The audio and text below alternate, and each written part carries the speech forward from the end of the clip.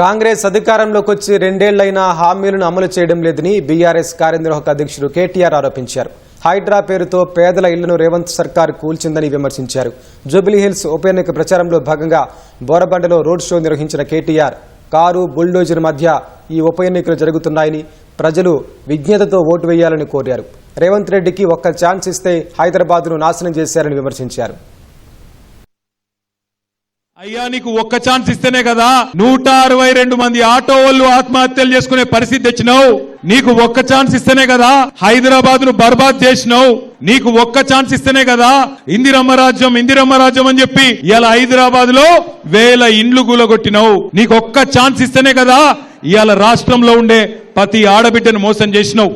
ఇవాళ ఈ కాంగ్రెస్ ప్రభుత్వం ఒక్కలను ఇద్దరిని కాదు అందరిని మోసం చేసింది. ఈ రాష్ట్రంలో వాళ్ళ చేతిలో మోసపోనోళ్ళు లేరు. జిల్లాలలో రైతులు తిడుతున్నారు. ఒక్కొక్క రైతుకు చెప్పిండ్రు మీకు 10,000 కాదు 15,000 ఇస్తామని చెప్పిండ్రు. 2 ఏళ్ళు అయిపోయింది. ఇప్పుడు అడిగితే పైసలు లేవు అని కొత్త పాటలు పాడుతున్నారు. రాహుల్ గాంధీకి 100,000 కోట్లు పంపుతందుకు పైసలు ఉన్నాయి, కానీ తెలంగాణ గల్లీల్లో ఉండే గరీబోళ్ళకి ఇచ్చేందుకు మాత్రం పైసలు లేవు.